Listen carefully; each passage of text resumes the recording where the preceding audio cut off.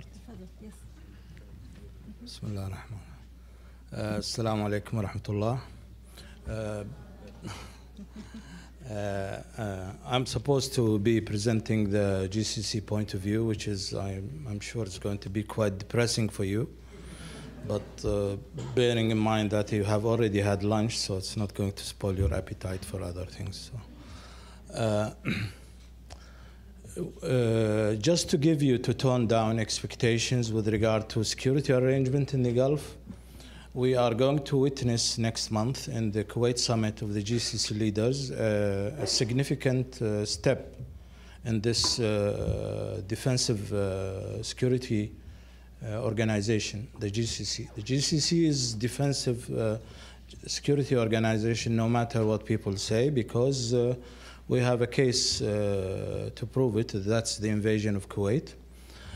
We have also the troubles we've been through, which is, bear in mind the following, that since 1981 we had something called the GCC. And it's only next month we will agree on a defense strategy. So we've been through everything without a defense strategy. Defense strategy is very important for everybody to say who is enemy and who is not. Like you are an ally, Iran is a probable, adversary, and so on and so forth.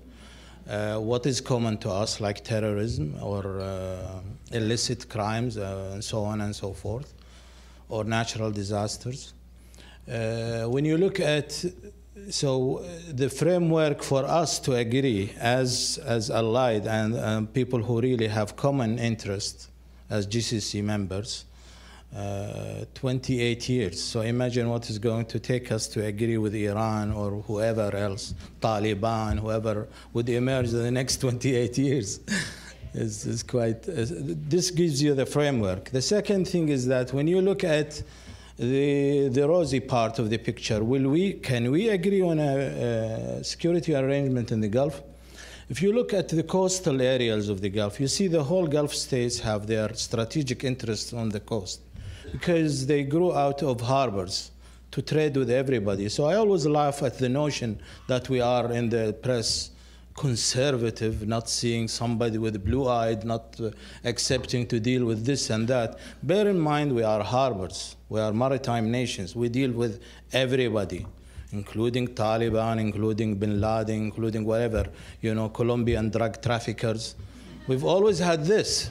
So basically, it's not new to accept the United States as the big power here. We've had Alexander the Great, Nebuchadnezzar, Cyrus the Great, whoever great,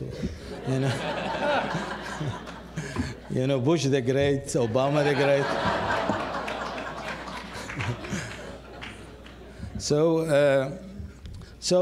But if you look at us as harbors, so it is very easy to look at, us and the Iranians on the cross in the opposite coast in Bushehr, Bandar Abbas, Ahvaz to deal with. We've already been dealing with. We have, our troubles, but we could always, do business with them. Not like you. We can do business with them. But there is an element that should be utilized in such negotiation process, and that is the GCC and Iraq and Yemen. The other side of us is that when you look at the coastal states, then you see a sense of cooperation. But when you look at the hinterland of Iran, of Iraq, or of the GCC, you'll see really the real power, the mindset, the strategic culture of Persia, of Mesopotamia, and of Arabia.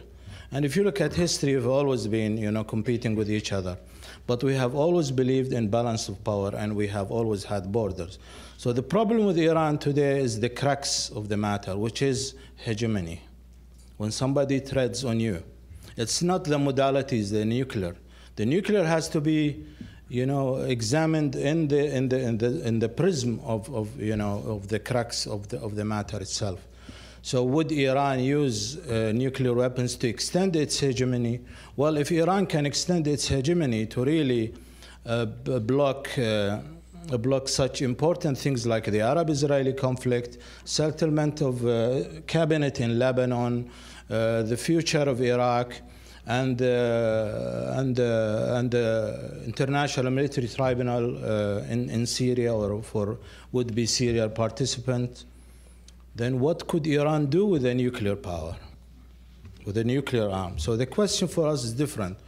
So the question you ought to really ask with regard to the GCC or others like Egypt, Jordan, Syria, Israel, Turkey, just to name a few. Of course, Yemen is included in my presentation. Consider Yemen as part of the GCC. So, and Yemen, of course, Iraq. What is the threshold for us for our acceptance of the extension of Iran as a hegemon? What can we accept? Have we reached? And the second question: have we reached that threshold? Now you look at things as modality. You look at arms deals. And you look at the nuclear projects in the GCC now, coming up like that. And if I am aware of these things, and I am educated by the strategic culture of Arabia, myself descendant of a long line of tribes who fought for the erection of 6 GCC. So my interest as a person is the consolidation of those of Arabia and of those GCC nations representing older Arabia. And now, what could we do actually to consolidate the independence of Arabia and work as equal to the other blocks, that is Mesopotamia, Iraq, as well as Persia, in total respect for each other and consideration of interest. There is a very important thing to say that when you talk about today's Iran speaking about an authority over the Shias of Iraq. Where does Iran get that authority? From what? From what? There is today greater say for Sistani in Iraq upon the future of the internal situation of Iran itself. It's not the other way around. And the question for us, the second question for us is the timing. For us, when we look at you and we say we are allies, we look at the United States as the best ally. We would definitely prefer you to Nazi Germany or hysterical Japan or communist Russia. That's for sure. And we have always had better relations with the so-called Anglo-Saxon bloc in the international affairs. And today, every time we say, just like the Admiral mentioned to you, every time we say that the interventionary military powers in the area are always come from United States, Britain, New Zealand, Australia, Canada, before everybody else. And therefore, we have this sense of alliance and sense of common interest, not affinity, common interest. We have today developed affinity of interest with other nations that follow the same rationale. So today how do we look at security arrangement in the Gulf? The timing. In the late 90s, we thought it was timely to do something like that. Today, we think it's not. And I tell you honestly, by the way, I saw before my eyes how at the GCC summit in Riyadh agreed a nuclear program.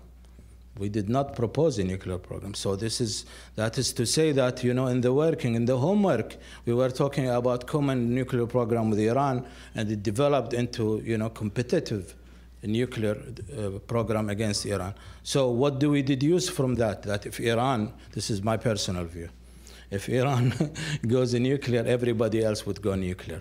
This is going. So for sure, there will be not just an arms race, there would be other things.